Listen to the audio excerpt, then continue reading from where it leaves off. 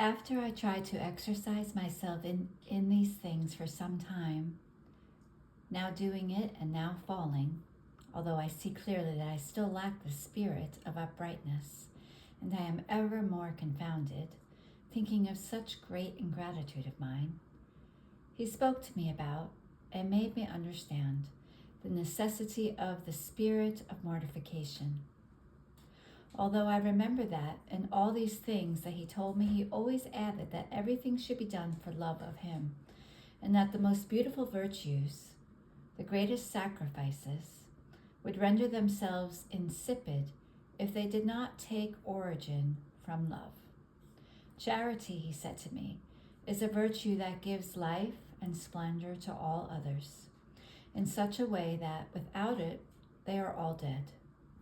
My eye receives no attraction, and they have no power over my heart. Be attentive then, and let your works, even the least ones, be invested by charity, that is, in me, with me, and for me. So, let's get back to mortification. I want, he said to me, that all your things, even the necessary ones, be done in a spirit of sacrifice. See, your works cannot be recognized by me as mine if they do not have the imprint of mortification.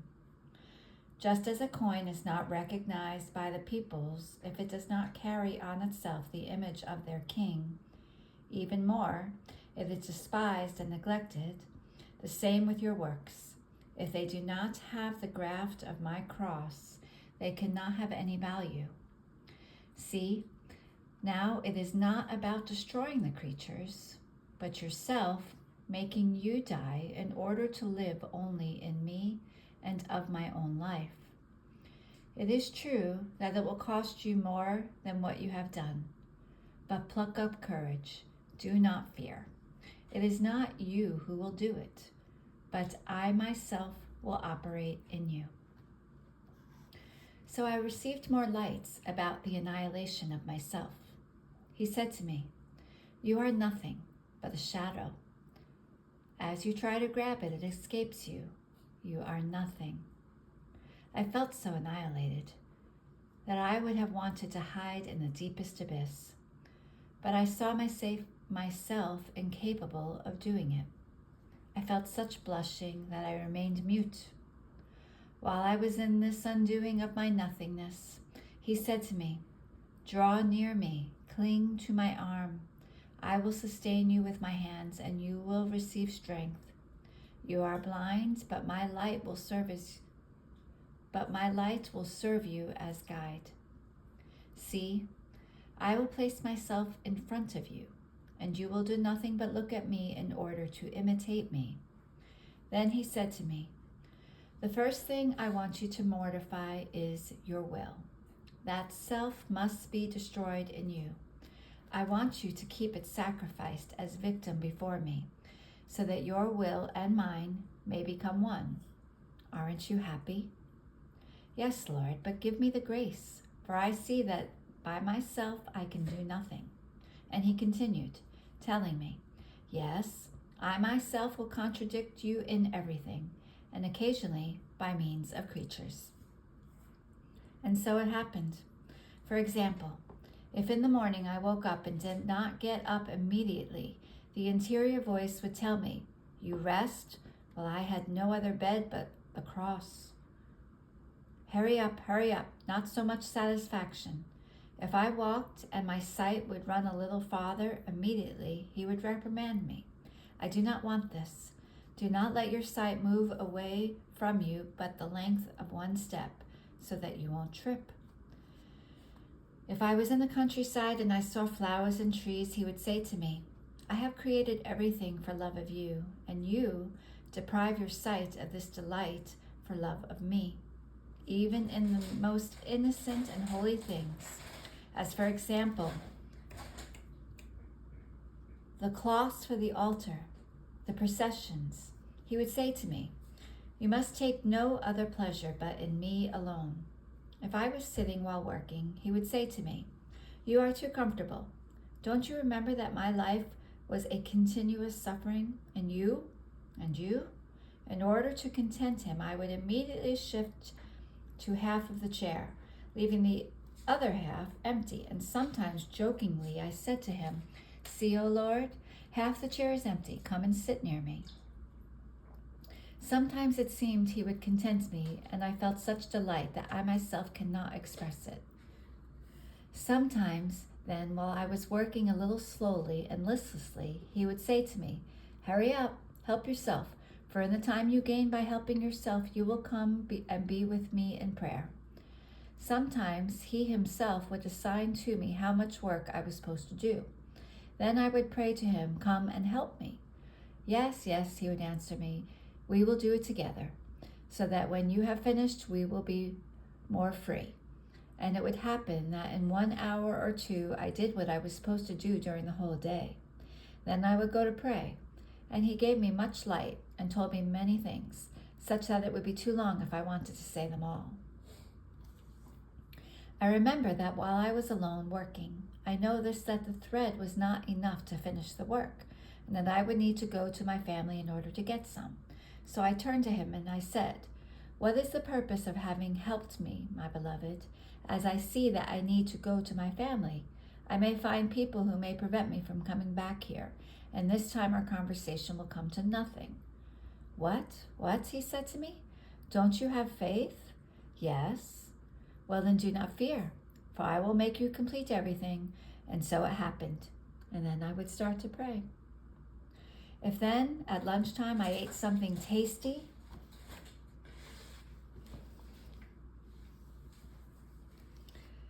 immediately he would reprimand me interiorly, saying, "Have you perhaps forgotten that I had no other taste but suffering for love of you, and that you must have no other taste but mortifying yourself for love of me? Leave it aside, and eat that which you like the least." And immediately I would take it and bring it to the maid, or I would say that I didn't want it anymore, and many times I remained almost on an empty stomach. However, when I would go to pray, I would receive so much strength and feel so satiated that I would feel nausea for everything. Other times, then, in order to contradict me, if I did not feel like eating, he would say to me, "I want you to eat for love of me." And as the food unites with the body, pray to me that my love may unite with your soul, and everything will be sanctified. In a word, without going any further, even in the smallest things, he tried to make my will die, so that it might live only for him. He allowed that I be contradicted also by the confessor. As for example, I would feel a great need to receive communion. For the whole day and night I would do nothing but prepare myself. My eyes could not close to sleep because of the continuous throbbing of my heart. I would say to him, "Lord, hurry, for I cannot be without you.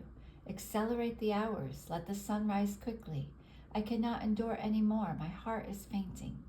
He himself would make me such loving imitations that I would feel my heart crack. He would say to me, "See, I am alone. Do not be troubled because you cannot sleep. This is about keeping company with your God, with your spouse, with your all, who is continuously offended. Oh, please, do not deny me this relief, because then in your affliction I do not leave you." But while I was with these dispositions in the morning, I would go to the confessor, and without knowing why, the first thing he would say to me was, "I do not want you to receive communion." I tell the truth. This was so bitter for me that sometimes I would do nothing but cry. I would not dare to say anything to the confessor because he himself wanted him to do so, otherwise he would reproach me. But I would go to him and tell him of my pain. "Ah, my good, is this the vigil we have kept last night, after so much waiting and yearning I was to remain without you? I know well that I must obey, but tell me something. Can I be without you? Who will give me strength? And then who will have the courage to depart from this church without bringing you along? I don't know what to do, but you can remedy everything." While pouring myself out in this way, I would feel a fire come near me, and a flame enter into my heart. I would feel him inside of me, and immediately he would say to me, calm yourself, calm yourself. Here you are. I am already in your heart. What do you fear now? Do not afflict yourself anymore. I myself want to dry your tears. You are right. You could not be without me, could you? I would then remain so very annihilated within myself, and I would say to him that if I were good, he would have not disposed it that way, and I prayed him never to leave me again, for I did not want to be without him. After these things, one day after communion, I felt him within me, all love, loving me so much that I myself was very much amazed, for I saw myself as so bad and unrequiting.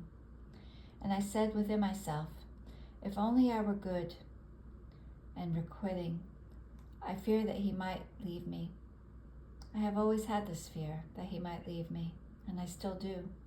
And sometimes the pain I feel is so great that I believe that the pain of death would be lesser. And if he himself does not come to me, I can give myself no peace. While he wants to draw more intimately close to me, while I felt him inside of me in this way, through an interior voice, he said to me, my beloved, the things past have been nothing but a preparation.